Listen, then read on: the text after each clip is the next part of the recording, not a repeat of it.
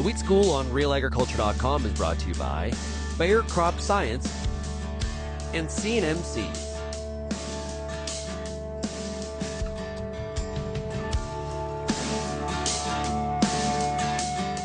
I'm Amber Bell, and this is Real Agriculture, here today for an episode of Wheat School with Dr. Brian Beres of Agriculture and Agri-Food Canada.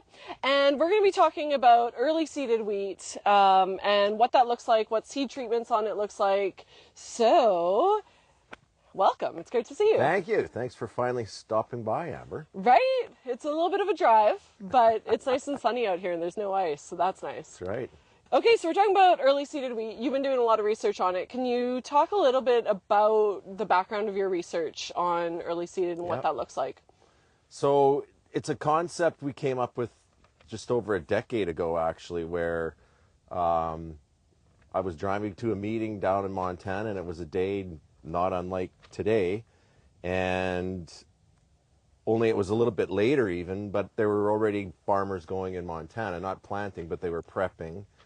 And I thought, why do we think about planting in terms of a calendar date? Like, we can go now. And so with that eventually evolved the ultra early seeding concept, and then using a prescriptive approach of monitoring your field with a soil temperature. And as soon as you hit what we call a soil temperature trigger, now you plant, no matter when. And so for this site right here, the earliest that's occurred, because our protocol to try and find the sweet spot has been to start at 0 degrees in the top 2 inches, and regardless of when it happened. So the very first year was February 16th, and then we had some years that were later, and I think the latest was into maybe April, but the earliest was February 9th. Wow. Right here. And it, the conditions today were March 6th or 7th. We're getting ready. Steven says we're at about negative 0.2. So if it hadn't snowed Monday, they would probably be planting. Right. We're close. Have you guys played with any different seed genetics for that, or is it just your base? That's a great question, because I was convinced when we first started this 12 years ago that we would need special genetics, because you're thinking, the abiotic stress of those seeds going in as early as February 9th, they're going to sit there and rot, or they need special traits around resistance to cold, blah, blah, blah. And the reality is, the nice part about the whole concept of ultra early seeding is it's immediately transferable and able to adopt on farm, because you don't need special genetics, you don't need special equipment, you just need a soil test probe or monitor. And genetics wise now, PhD student now, Dr. Graham Collier, he had some experiments looking at all the market classes of wheat. They all respond similarly, and we just wrapped up a Durham ultra early project, pretty much the same results, and we're just starting one in barley now to see, because there's some anecdotal, will barley be better? Will it be worse in this sort of a context? We'll find out. That's incredible. And so what results have you seen with the early seeded wheat? Is it doing better or worse? What does it look like? It, and not a big surprise, it'll vary by year. So we're not saying, Brian Beres and his team can get in at 0 here at Lethbridge, so everybody else should be able to around the world. No, you won't get in every year at every location, but honestly, across a lot of the acres across Alberta and Saskatchewan, you can. And so that's been a good story. And so then what's the next story in terms of, yield, which is our proxy for success, right? For the most part. And generally speaking, at a minimum, you're probably just going to protect your yield. And there's going to be years like last year where you're significantly greater with yield, and it's and almost every year in every study, it's just this downward linear trend. The longer you wait, the more you lose potentially. But at a minimum, you're protecting yield, and generally what we find too is you're increasing, even if you're not getting a yield advantage, you're probably getting an advantage in terms of yield stability. So field to field, year to year, you've improved that by going earlier. And then you have all these other intangible benefits, similar to a winter wheat system, where you're accessing early season moisture, you're up and established way earlier, you're more competitive with weeds, and it just goes on and on and on. You're out of the field earlier. Like last year, and we all grew up, Ryan and I grew up around here, just outside of here at Durham. It was unthinkable that you would ever harvest Durham August 1st. And we did that last year. Yeah. And that was the highest yielding treatment too. So imagine being out of the field August 1st. And why is it better? It's because we're shifting that critical growth period out of July and completing it for the most part in June before the hot. Well, you have moisture more critically though, those temperatures, because you will lose seed set and you'll get flower abortion at temperatures over 30. Right. And you know, that was brutal here last year. Like we had some good early season moisture, and then July, like it pretty much, the tap turned off and we got incredible heat and drought stress and this real rapid senescence that came with it.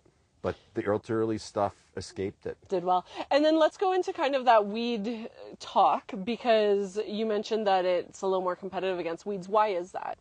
Well, it's like winter wheat. It's up earlier, and it starts to act and be more competitive like a winter wheat crop, which is one of the selling features of winter wheat, you know.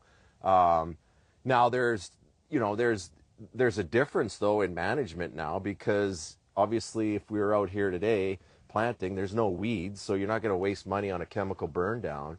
So with pre-planting, like Stephen did, you can put down a soil residual herbicide in the fall, and that acts as your pre-seed. But what we found generally is you can forego that pre-seed burn down and really maintain things with your in-crop only. And then let's talk a little bit about seed treatment. So have you done research on whether or not seed treatment makes a difference when it comes to early seeded wheat? We just wrapped up a 5-year study here, so that it was Lethbridge only because we didn't have funding, so we were sort of robbing Peter to pay Paul for that.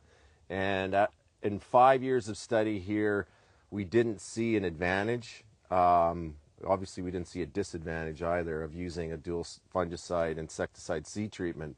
That said, though, that's not a big surprise for southern Alberta, because, you know, if we get luckier here, and, you know, we're a little bit lighter soil, we don't typically tend to have, you know, those biotic factors happening. And for me, the selling point on seed treatment and all the work we did with winter wheat, the selling feature to me with that combination of the fungicide active ingredient, but critically the insecticide neonic component, is that it changes the plant's metabolic pathway such that you get enhanced resistance to abiotic stress. So it's that abiotic thing, which, you know, you put a seed in the ground like we did with some of these treatments last fall, it's sitting there a long time. And with winter wheat, you will get significantly more plants in the field, much better vigor, and it almost always translates either to better yield or, again, back to that improved stability. Right. So it's like, and that's always a discussion we need to keep having and maybe amplifying, is around the importance of the intangible benefits, because we sort of overlook that, I think, at times. Right. And so you did the research here in Lethbridge, but would you hypothesize that it would possibly be more beneficial in other areas? Potentially, because if we use the model of the winter wheat study, which ended up being quite a classic study that we had all over the prairies, that was the one that the difference was remarkable. In fact, we had our farm that's closer to the airport down here. We had folks from Beres came up, and I mean, they're the ones that owned those chemistries we were using, and they were blown away at the difference between what was our controlled check versus the dual fungicide insecticide. And that was all also interplayed with seeding rates. So and seed lot. So if you ended up with a poor seed lot, cheated on your seeding rate, it was a disaster, but you could actually recover by having a seed treatment on that seed lot. Because I think we're going to see some of that this year, of not the greatest seed lots, particularly in Saskatchewan, where, you know, the comment around some of the spring wheat in Durham coming off is that it looks like rice, and some guys are going to be using it. So I would, if I were them, I would be considering a dual fungicide insecticide seed treatment for sure. So do you have any words of encouragement for producers that are considering going out in the field earlier than they normally would to seed wheat? Yeah, I mean, don't be afraid. I get this every year. A farmer, whether it's in Saskatchewan or here. And the latest experience was up in Mossley, and a young farmer just taking over operations. Similar story, young farmer taking over operations in Admiral, Saskatchewan last year, and just like, you know, nobody's doing it around here. I've seen your work. I want to try it. And just be prescriptive, commit to the prescriptive approach of monitoring the soil temperatures. As soon as it's like, and this field's a great example, like we could probably get in, but it's not quite ready. We're at negative 0.2. The sweet spot is more like 1 to 3 degrees. And once it warms to that, even if it was to cool back down, doesn't matter. You've hit your soil temperature trigger, as we say, to go in and plant. And the feedback I get almost universally is that that's some of the best crop I've ever had. It's like the best crop in the neighborhood, blah, blah, blah. Now, that said, though, if you're in an extreme drought situation, I mean, all bets are off. Like it'll flatten your advantage, but even in situations like that, you're probably not going to lose. Like there's very little downside. The only downside, no matter when you plant, is you want to be making sure that you have good seed to soil contact with your implement that you're using to plant and place that seed in the soil. Makes sense. And before I let you go, let's talk a little bit about testing for soil moisture, right? What about those variable fields? Here, obviously, it's nice and flat, but what are you looking at? What would you recommend for guys that have pretty hilly terrain? Well, I would think sort of stick to the principles you use maybe with soil testing. Like you want a representative sample that's going to guide you in predicting what you have in the ground. So similarly with ultra early planting and using soil temperatures and trying to predict what your soil temperature is across the field is like get the most representative sample you can. And so how many observations is that going to require? Well, it depends on the topography of the land, you know, your highs and lows, maybe your flatter spots, and what's the collective average of all that look like. And each time you're doing it, you know, you're checking the soil to see, could I go?